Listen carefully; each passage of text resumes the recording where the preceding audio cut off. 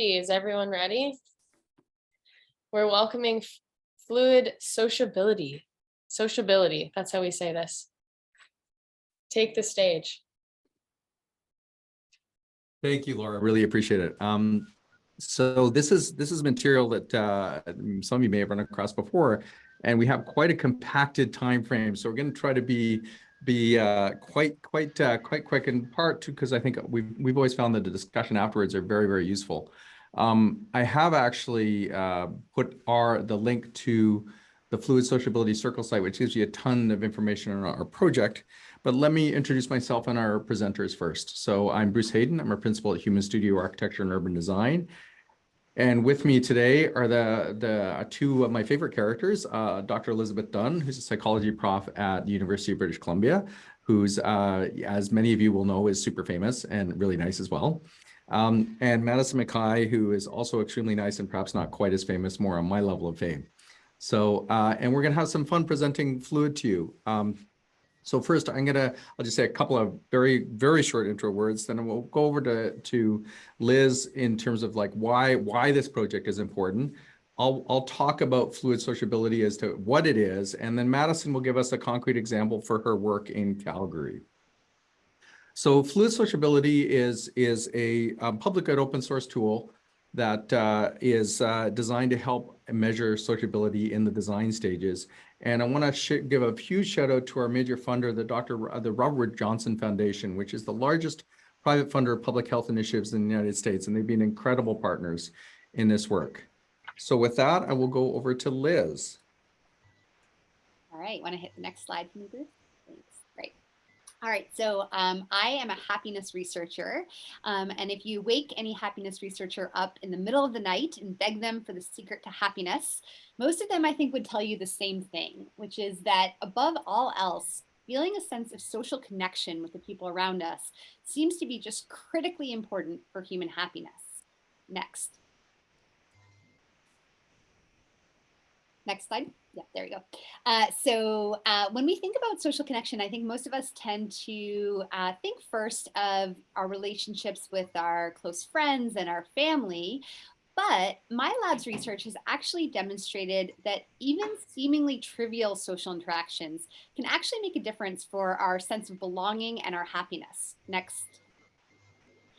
So in particular, I'm thinking here of interactions with like the barista at Starbucks, or, you know, that guy at the dog park who kind of looks like his dog.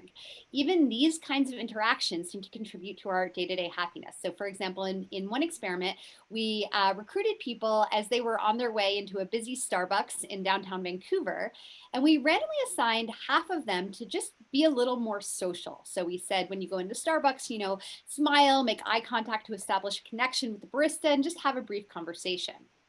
Meanwhile, we assigned other people chosen at random to be efficient, you know, kind of get in and get out with your coffee. Now, I have to tell you, when I go into Starbucks, I pretty much put myself into that efficient condition. But it turned out that when we assigned people to be just a little bit more sociable, to turn that economic transaction into a little social interaction, they actually left Starbucks in a better mood, and they even reported a greater sense of belonging in their community. Now, this basic effect has been replicated in other places and contexts. For example, on Chicago public transit, it turns out that people are happier if they're assigned to chat with the stranger next to them than if they simply sit in solitude. Next slide. And yet, if we look around our public spaces, we often see a scene that's somewhat like this, with people actually studiously avoiding engaging with strangers and instead really keeping to themselves. So one question that my lab has been quite focused on over the past few years is trying to figure out why. Why do people avoid talking to strangers when our research shows that it's actually good for them? Next slide.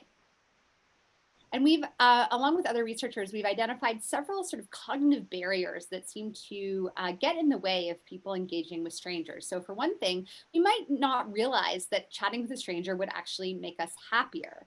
We might also feel like we don't exactly know how to start a conversation. So I actually met Bruce at a cocktail party, and I perhaps might have felt like, oh, it'd be fun to talk to this guy, but like, I don't really know how to get started with that conversation. And that sort of doubt we might have in our own social skills can hold people back. And in fact, people systematically underestimate their own social skills and their own ability to start and carry out a conversation. We've also seen in our research that people may wrongly assume that strangers aren't interested in talking to them. So I might want to talk to Bruce, but I might think Bruce doesn't want to talk to me. And this seems to be a particularly powerful barrier in stopping people from interacting with strangers.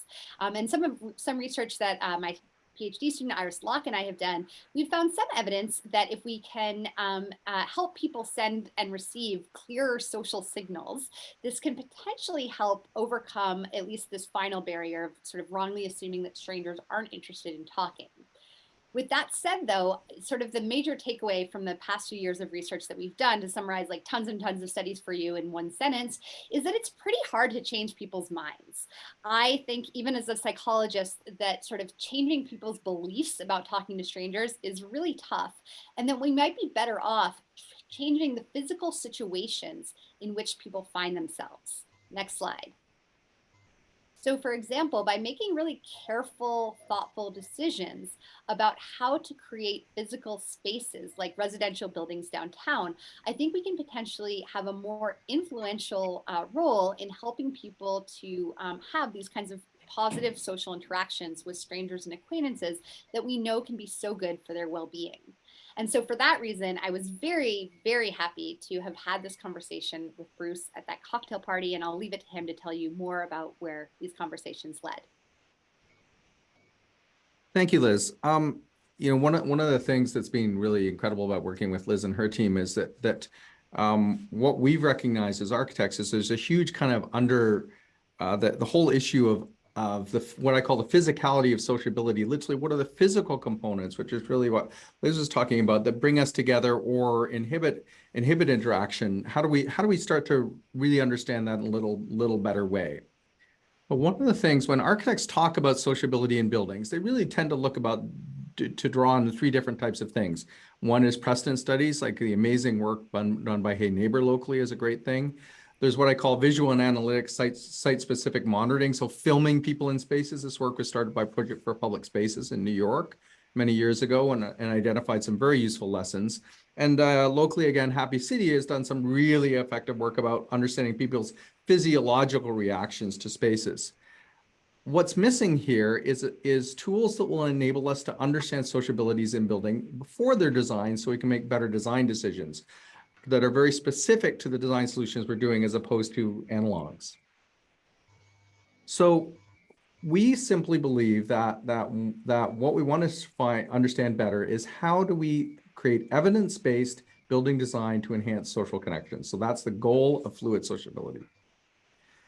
This is part of our work. We have two projects, the Urban Magnets work, which is a book we released in the early stages of pandemic, a small career trip. Don't release a book about social interaction in public spaces just before a pandemic. It's a bad idea.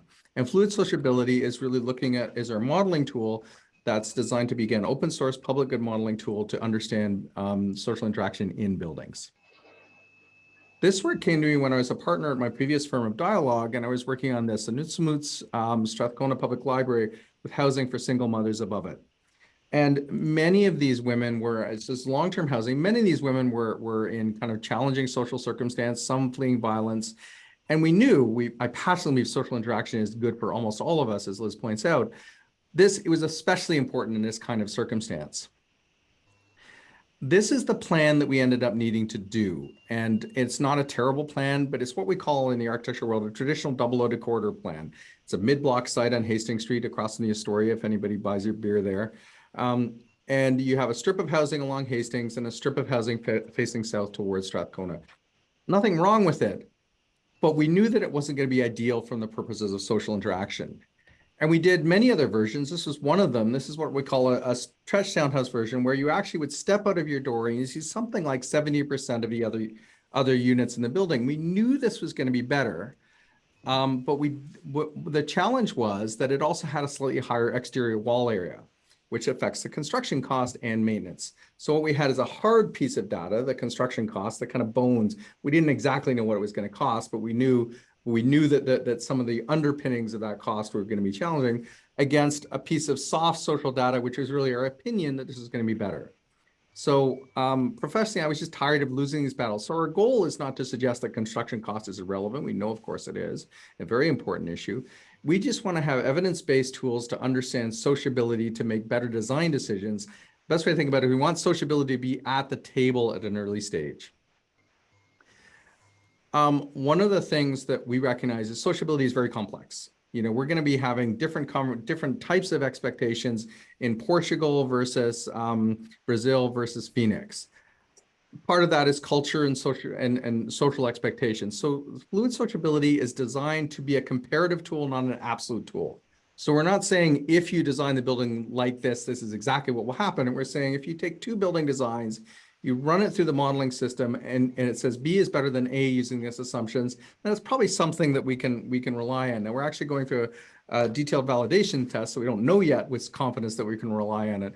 But that's a core aspect of this, is it's not designed to predict exactly what's going on. It's designed to compare options. We measure three things with fluid sociability, and we measure them with as I'll say later, a diminishing degree of confidence. So the first thing, and again, this goes back to the issue of the physicality of sociabilities, is that if you can't see each other and hear each other, you can't have a conversation. So a lot of fluid is really designed to maximize literally the physical possibility of a social interaction. So we use the term encounters for that. We then measure how frequently those encounters turn into greetings and how frequently greetings turn into conversations. Again, there's a diminishing degree of confidence about that for various reasons, which I'll talk about a little bit. Where do we measure sociability? So fluid is designed, the engine of fluid is designed to work in any building type. We have to build different use cases. And our first primary use case that we've done almost all the work on to date, though we've done a couple of other test ones, including student residences, is multifamily residential. So we don't measure social interaction inside the suite. Whether you get along with your spouse and your kids is not our problem, that's your problem. But we do measure social interaction in the area between, let's think of a suite front door and the front door of the building. We're also starting to test fluid on the kind of larger scale master plan, though that has other issues and interesting challenges. We then, oh, this is always, sorry, the slide is always out of order. I always forget to correct it. It's correcting the master area. So I'm going to go forward a couple of slides. We measure, so we define circulation as the core space that you need to move around in a building. So imagine, for example, a wide corridor that then has a little bit of extra space. There's an amount of corridor that you kind of need just to move around, and there's extra space that you can use for, say, having a conversation. And those conversations can occur in what we call pause spaces. So again, if you have a niche off that corridor, then what happens is that's an opportunity for social interaction to occur. And all of this, what I'm referencing, is that tagging in our 3D modeling system is what we use. The structure of the movement is created with two types of destination. A mandatory destination, so this is a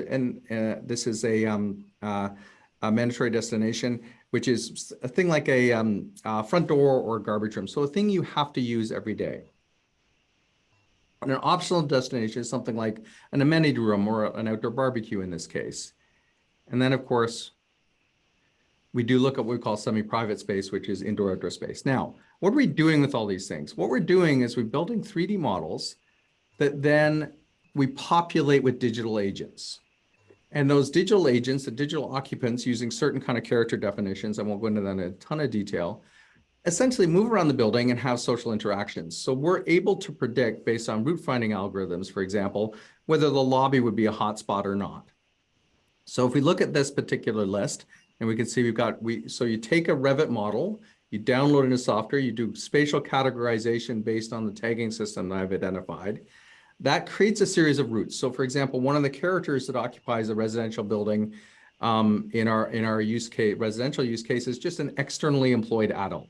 So we know that they're going to move between their suite X number of times a day to go in and out of the building. And during that movement, they might cross paths with other occupants of the building. So that's when we call an encounter. So we measure that so we understand the reference in that. And then greetings and in conversations are the next two levels. The reason we measure greetings and conversations is entirely Liz's fault, is because she pointed out very correctly that just simply the opportunity for social interaction isn't enough. You know, we've all been in crowded spaces where we're not having any, but in fact, you have to try to understand what's going to move an encounter into a conversation. There's a lot of analogous research. There's actually extraordinary lack of real basic research into some of these questions. Like, for example, what's an ideal distance for eye contact is something we found really a struggle to understand in detail. So what affects our resident movement? Watch the time. I'm not going to go through all of these in detail. But let's say, for example, you know, you're moving around the building. We know that if I look at the upper left, that familiarity is important. You are typically going to go from your front door, from the front door of your unit to the front door of the building, usually using the same path. But let's say you live in a courtyard building and it's a beautiful sunny day out. You might go a little bit out of your way to cross over a sunny courtyard. One of the things we take that the model takes into account is the weather in the particular location that you're modeling. So the best way to think about this is our digital occupants move around based on kind of rolling the dice. So they're going to leave the door, they're going to make a choice, they're going to move in, and then we measure how they interact with other people. Of course, one of the things that's really important in this is going up and down stairs. Mostly you're going to use an elevator, but if it's only a short flight, you might use stairs. So it's those sorts of things that measure the basics of the movement. And we have a reasonably high degree of confidence they're getting something useful out of this. We don't know it's 100% accurate yet, but it's pretty good. Now, if we then move on to what affects the likelihood of greeting someone, if the first grouping of things was largely physical and based on route finding, this is really about, one of the core issues is what we call familiarity. So let's say that Madyson and I live in the same floor of the building. The model is able to predict how frequently we will see each other. And that's useful to compare it with, let's say, how frequently I would run into someone who's 5 floors above me who works on a different work schedule. So the individual agents in our modeling software have memories, and they will start to so it allows us to start to understand how social groupings will be in a building. And one simple metric that's sometimes useful to just understand is if you populate a building with an entirely new group of residents, how long would it take before you'd meet all of your neighbors? This list is very long, and I'm not going to go into a lot of detail. What we've started to do is to take a long list of what we think then turns, oh, I'm sorry, I'm going to go back for 1 second. Just because everybody will ask us about this, we do predict that a certain percentage of the building will have dogs in a pet-friendly building. And we know that pets are actually critical to social interaction. So we have all of these different factors that we identify.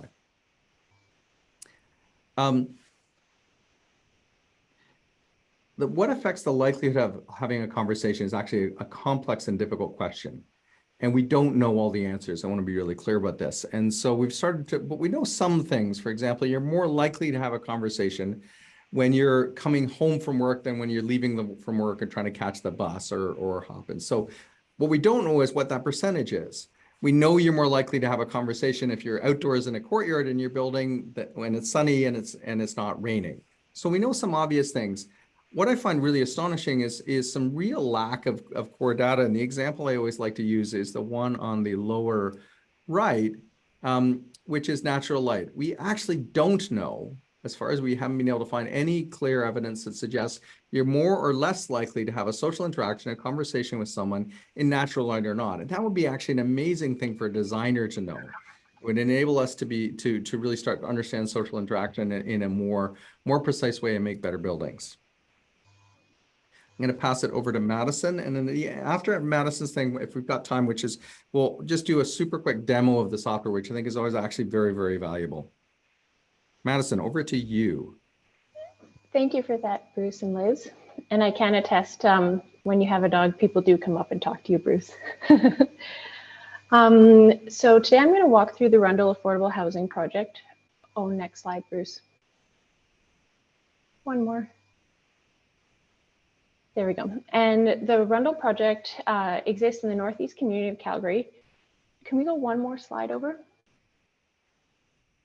Is there maybe one more? There we go. This. So the Rundle project exists in the community of Calgary in the Northeast, and the picture on the left shows the old since demolished Rundle project, and the rendering on the right shows the new proposed redevelopment. The FLUID tool, as Bruce explained, was used to evaluate the social impact of design by comparing an existing design to a new design, and used to inform some of the decision making, in addition to many other criteria that we use in affordable housing. Next slide, please. I'm sorry that these are black and white, but they should provide a brief overview of the site design. But the left-hand side shows the site layout of the existing Rundle, and the project consists of 13 townhomes with parking directly in front of each unit. And the routes that the tenants would travel are understood, direct, and rigid, in that they would park their car directly in front of their units, go straight up to their front door and back again, with a few trips to the garbage here and there. On the right-hand side is the new redevelopment, which was problematic in the design element in that we were densifying the site, but maintaining the same amount of surface parking and increasing the units by a significant amount. So the one-to-one parking ratio was difficult for the construction, or for the architects to design, but they were creative in the way they overcame it, in that they didn't leave the first floor of the building solid. It actually touches down in certain points. And then they added a quilt-like feature to the parking lot, where there was green spaces dispersed throughout, which acted visually to break up the site, but also as traffic calming measures. And even when you're comparing the two different site plans side by side, the left-hand side, the existing one, looks much more rigid, and the proposed redevelopment looks more fluid and flexible in terms of how you can navigate through the site. Next slide, please. So this slide shows the predicted circulation routes after the fluid simulation. And as you can tell on the left-hand side, the routes are direct. There's not a lot of ambiguity in where people are going to go. There's very rigid movements, and the entrances to and from the tenant's home and their car is clearly explained in the repetition of the paths to and from. On the right-hand side is the new proposed redevelopment, and there's different amenities that are proposed. There's different building entrances, and the parking is not located directly in front of the building entrances, which changes the routes that the tenants would take to and from their unit. Next slide, please. So this slide highlights the resulting encounters that may happen on the two sites after running the Rundle simulation. And the rigidity of the existing plan shown on the left is clearly articulated with the density of the yellow encounters, whereas versus on the right-hand side, you can just see networks that's created. The site plan is a little bit hard to understand because it is layered with the site plan with the first floor, second floor, and third floor. So it is more, you have to look at the essence of what the building is trying to show with these encounters diagrams. But we also look at the numbers, the existing site plan proposed approximately 0.75 encounters per day per person. And then on the right-hand side, it increased to almost 2.7, which is 3 times the amount of encounters. Next slide, please. So as a capital development project manager, we're always trying to find tools that will help us redefine value or help us improve the tenant's outcomes. Or there's a variety of different ways that the FLUID tool can help us build better capital projects. But essentially, the simulations help designers and decision makers understand the social impacts of design decisions, and it gives us a quantifiable tool to defend some of the construction design decisions before construction starts. From a capital perspective, the tool influences design and allows us to make changes when it is easy to make changes. The results of the FLUID tool encourage a more holistic notion of good design that can be measured over an extended period of time. And the inclusion of metrics beyond construction costs results in a strategy that pays dividends to the residents, community, and operators. In summary, the FLUID tool can help people understand the social value of design in addition to the traditional capital metrics that are commonly used today. Thank you. Thank you, Madyson. That was amazing. Maybe what we'll do is I'll actually continue to share my screen, but what I'll do is I'll just show you, let's see, we've got about 10 minutes. Let me take about 2 minutes, maybe a little bit more, and we'll just show you how the FLUID tool works. So first of all, any of the architects in the room can start using FLUID today, as long as you know we don't have perfect confidence about exactly what we're doing yet, but we do want as many users as possible. Let me see, I'm gonna stop share and then I'm gonna reshare again.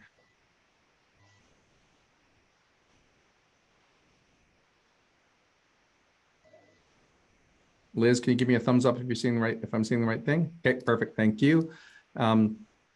So this is, I'm just going to full screen. This is a project called Vienna House, which is in East Vancouver. And we did this as a favor for the Architects Public, very good architecture firm. And I just want to show you a very quick comparison. So this is exactly the problem that we were trying to solve when we were looking at the library. So this is the double load corridor scenario. And let's just look at a single. So this is just looking, actually, we'll look at level 3. And you can see, the reason we use lasers, by the way, is again, it has to do with this physiological. What we had a challenge is that when we were trying to measure an encounter between two people, we realized that it really had to be thought of as a line between their eyes in the simplest way. It's a little bit more complex than that. But what you can see here is you can see that there's kind of some degree, there's some things going along the corridor. There's some interaction around the elevator, pretty normal stuff. I'll also just say, and then you can also just illustrate this. I'll tell you the suites are. The tool is quite smart in terms of inferring from your digital model. It is important the digital model is built correctly, but it's not. It'll tend to infer things quite reasonably accurately to get you started. So let's look at this, and then I'm going to show you this critical number here. So this is just the one number. So this is 0.7 encounters per agent per day. This is the number that Madyson mentioned in Rundle. And it really means that on average, when you're living in this building, you're going to run into your neighbor.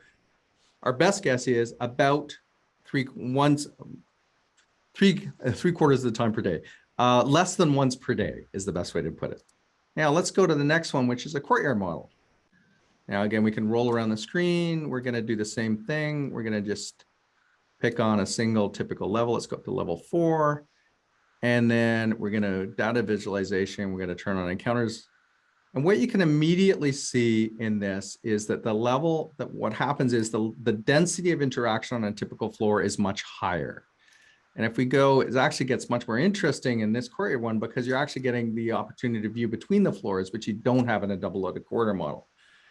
And then if I roll down to this, you can see that the number of encounters per agent today has gone up by roughly 50%, which is actually a substantial increase. So that means in this building type, our prediction, again, based on certain assumptions, is that we're going to be about 50% more likely just to run into our neighbors over the ordinary course of the day. And one of the things we're very proud of is that this was the first time that FLUID was used actually as a decision-making tool. This was enough concrete evidence-based information to make the decision to go with a courtyard scheme, which again had a slightly higher embedded cost factor. And the last thing I'll say, I'm going to stop sharing my screen. The last thing I'll say is that I am a big believer. I'm not a believer the world should be run by data. I am a believer in intuition. But what we found with this is some real surprises. So, for example, one of the projects we're working on is a small townhouse project for an Indigenous community in Nanaimo. And we knew when we ran a model that of the two design options, we did many, but let's say just call them A and B for now. We knew B was going to be better than A. And if I had to guess, I would have guessed B was about twice as good as A in terms of, again, that basic factor of how frequently you're just going to have a chance to say hi to your neighbor. You might not like them, but if you can't see them, you don't ever have that opportunity. It turned out when we ran it through the model, and we had some confidence in this one, that it was 10 times better. So it was an order of magnitude better. And that was that kind of information is really, really helpful for design decision making. So with that, I will pass it over to questions and answers.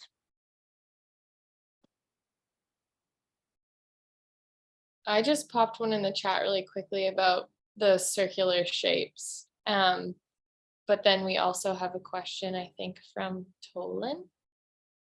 Okay, why don't we go to yours first? Awesome. Thanks for giving me the chance to pop in a question.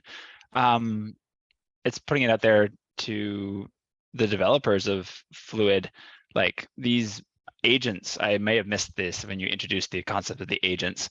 Like, how are these agents programmed? Like, are they like given a certain set of traits and values that like dictates like how they move throughout the day, or like, or are they kind of blank slates at this point in the development stage of the software?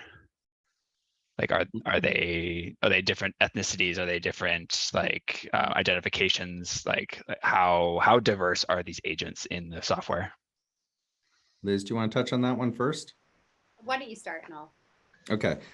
This was a subject of great debate, and it's really important. And one of the lines I was hoping Liz would use, a great line that I always refer to, which is that it's not important that the model be perfect in terms of predicting. It's important the model be useful. And so in order to do that, we went through this very, very, very detailed debate about how detailed should they be.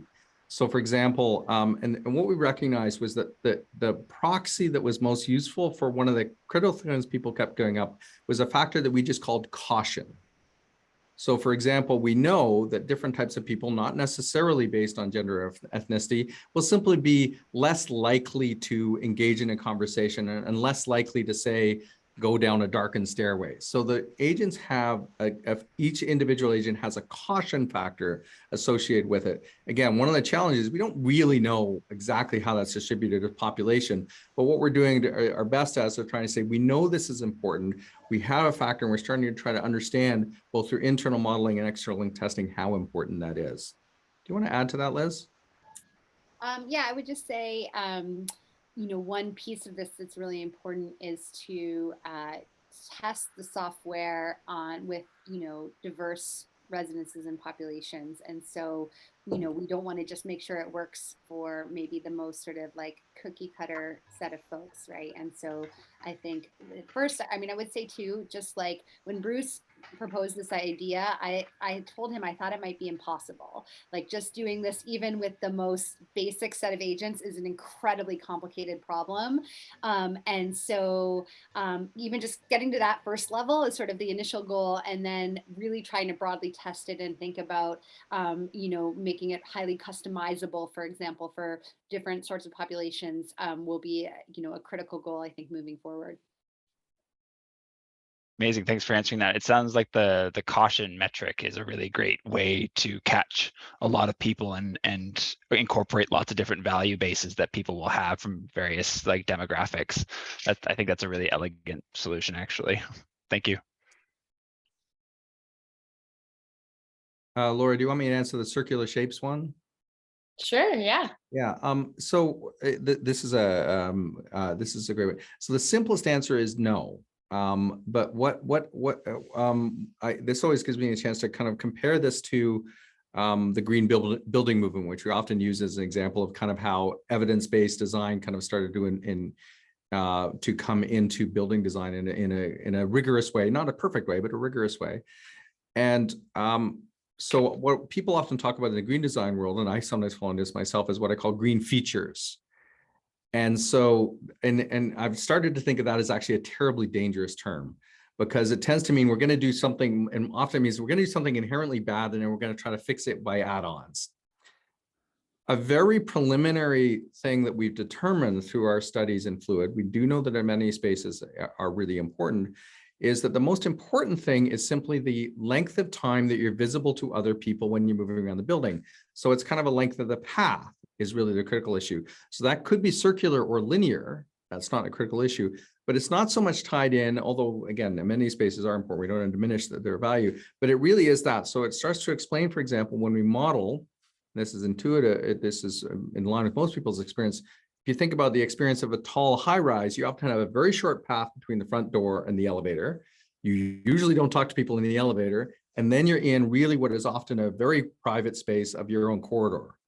So that visible path is inherently not very social. Whereas say a courtyard building where you're walking around it and you have the opportunity to say hi to people sitting on decks and things like that is inherently more social. Does that answer your question? Yeah, definitely. Thank you very much. I'm going to think about buildings very differently now. Does anyone else have anything that they would like to ask or drop in the chat to these incredible human beings? anyone at all.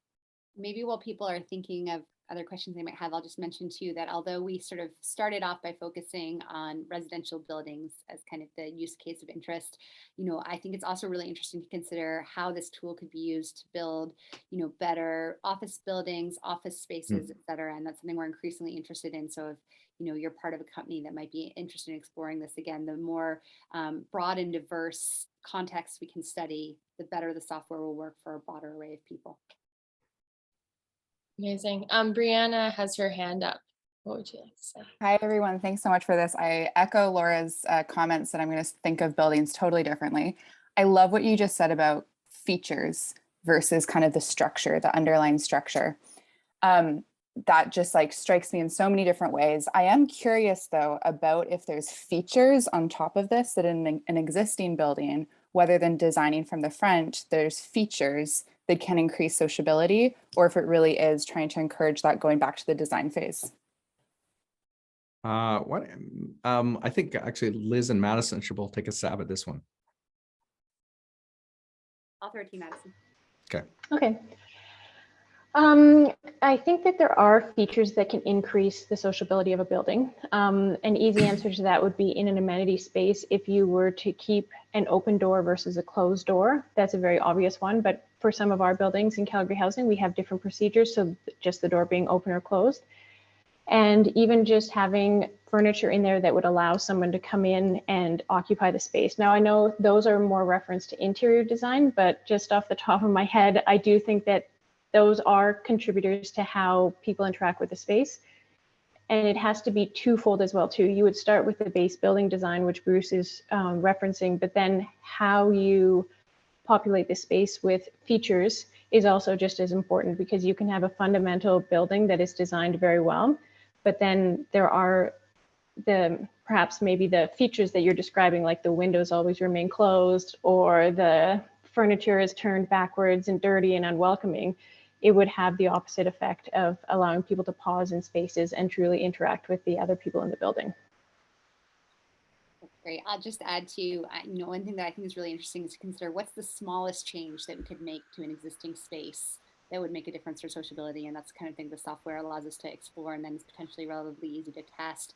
We can also think about, given an existing space, beyond just sort of the mean level of sociability or average level, we can actually look at for people in different positions. Like, for example, if we thought about putting, new hires in a certain part of the office space where we know they'll end up with especially high levels